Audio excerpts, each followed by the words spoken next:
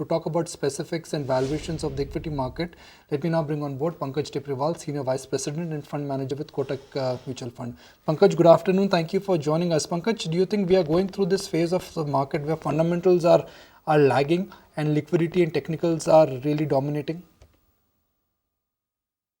Clearly, if you look at from a valuation perspective, markets have moved to a fair value plus zone, and clearly it's not as attractive as it was 4-5 months back. But Nikun, just keep one thing in mind, it's not only India. If you look at the flows in the emerging markets over the last 5-6 weeks, post the Brit exit event happened, is actually taken off quite meaningfully. And it's not only India. If you look at some of the emerging markets like Indonesia, Thailand. Pankaj, you were making the point as to how it's more about liquidity and the FI money being pumped in, which seems to be aiding the market move, not as much fundamentals perhaps. No, so what the point is that it's not only India which is rallying, it's entire emerging market play. Look at Indonesia, look at Thailand, look at Taiwan, look at Korea. Brazil is up more than 50% in dollar terms calendar year to date. So clearly from the lows we look like we have rallied about 25%. But clearly when you put that in the shape of other emerging markets, we have done reasonably okay or lower than some of the other emerging markets. Fundamentally speaking, valuations in certain pockets have become expensive. Clearly one of the sectors where we think that fundamentally nothing has changed is metals. The overcapacity in certain segments of the metal segment continues to be there. Certain pockets in MFIs and NBFCs valuations have become stretched. So one needs to be cautious on certain pockets of the market, but where earnings growth are coming in and clearly sectors like consumer discretionary, we have seen decent numbers. It's still early cycle, but we have seen decent numbers being reported by some of the consumer durable companies, some of the auto names. In the infra segment, we have seen decent numbers being reported by cement companies, and we believe that at least for the next couple of quarters, cement will report decent numbers going forward. Autos, we have seen from the auto ANGs as well as auto OEMs, decent set of numbers being reported. Only the global facing sectors, which is IT, pharma, are clearly facing headwinds in terms of growth. So we need to be clearly cognizant of the fact that certain pockets where disappointment are there, clearly markets have not got a fancy for that and clearly discounting that. But certain segments where growth is coming in, markets are chasing that. Let's talk about the general mood. And the general mood, Pankaj, I'm getting a sense that markets are not reacting to bad news, they were reacting to good news. Now, for a investor, this is great news because markets are showing immunity, markets are becoming resilient. But again, I go back to that very basic fundamental factor, which is price is what you pay, value is what you get. Is there value on the table?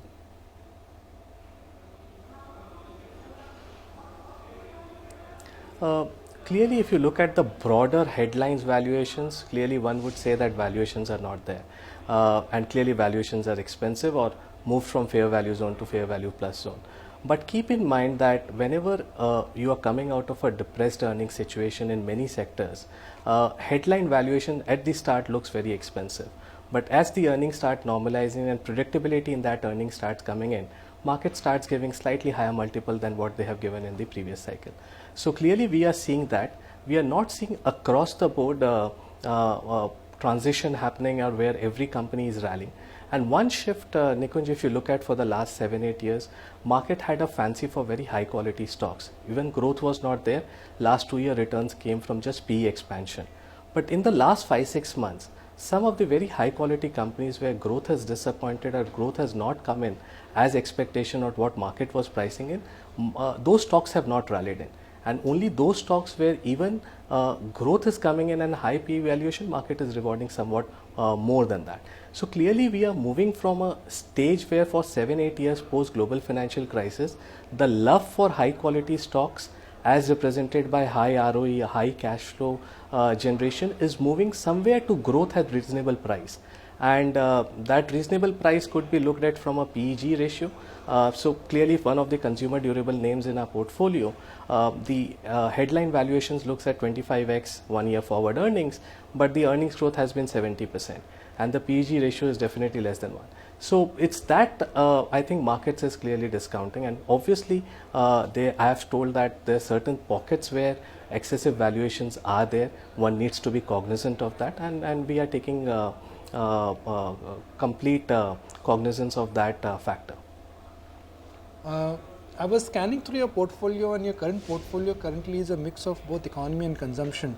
But given the fact that right now we are staring at a serious possibility of economic recovery, do you think consumption or the so-called defensive names could take a back seat? They were important. They were important when economy was going through a rough patch. But now that clear green shoots are visible, can one really ignore them?